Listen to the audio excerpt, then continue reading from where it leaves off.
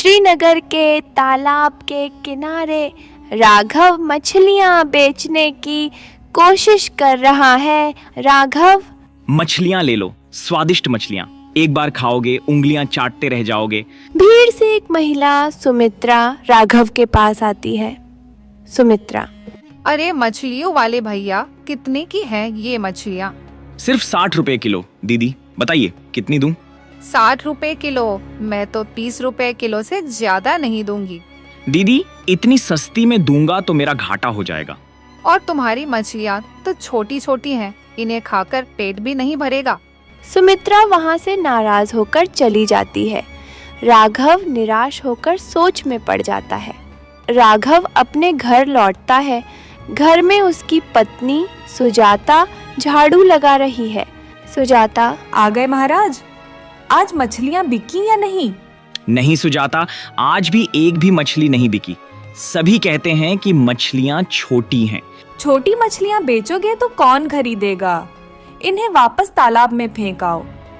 और सुनो, मैं यहाँ नाम की रानी हूँ, लेकिन हालात नौकरानी जैसे हैं। सुजाता गुस्से में चली जाती है। राघव चुपचाप रसोई में जाकर खाना खाने लगता है। राघव खाने की दाल चाखता है। ये क्या बनाया है सुजाता? इसमें पानी ज्यादा है या दाल? सुजाता गुस्से में, तुम्हें रोज पनीर चाहिए और मैं अच्छी दाल बनाऊं? जो बना है चुपचाप खा लो, नहीं तो भूखे रहना पड़ेगा। राघव बड़बड़ाते हुए खाना खाता है। सुबह होते ही वह मछली पकड़ने के लिए तालाब की ओर निकल जाता है। राघव तालाब के किनारे मछली पकड़ने की कोशिश करता है, लेकिन उसके जाल में एक भी मछली नहीं फंसती। एक मछुआरा बोलता है, राघव भाई, तालाब के बीचों बीच जाल डालो, वहाँ शायद बड़ी मछलियाँ मिलेंगी। राघव अपनी नाव तालाब के बीच ले जाता है और जाल डालता है। कुछ देर बाद उसे जाल भारी लगता है। वह जाल खींचता है तो उसमें जल परी फंसी होती है। माया, जल परी। मुझे छोड़ दो राघव, मैं जल परी हूँ। मुझे मेरी माँ इंतजार कर रही है। राघव डरते हुए, हे जलपरी, मुझे माफ करो, मैं तुम्हें अभी आजाद करता हूँ। जलपरी आजाद होते ही राघव से पूछती है, तुम उदास क्यों हो राघव? मेरे जाल में एक भी मछली नहीं फंसी। अगर मछलियाँ नहीं पकड़ी तो घर कैसे चलेगा? माया मुस्कुराते हुए, फूलों की तरह खिलेंगी तुम्हारी मछलियाँ। जाओ अपनी नाव देखो। राघव की नाव में ढेर सारी मछलियाँ आ जाती हैं।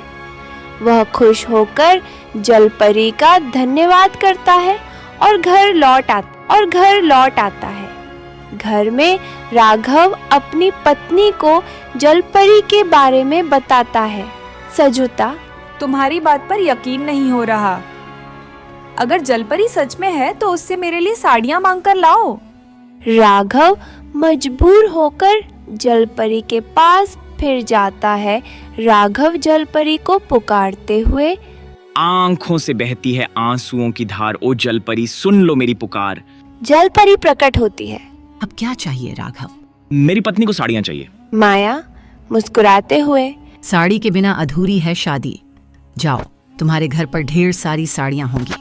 घर लौटकर राघव साड़ियाँ सुजाता को देता है।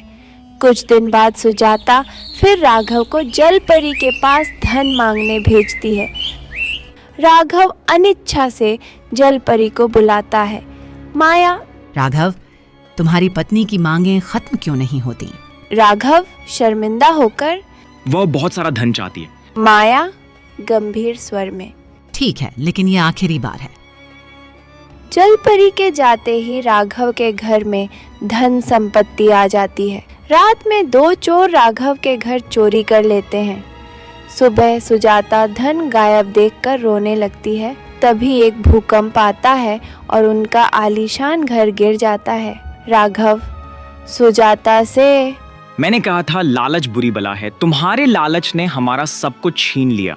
सजुता रोते हुए, मुझे माफ कर दो राघव, अब मैंने सबक सीख लिया है।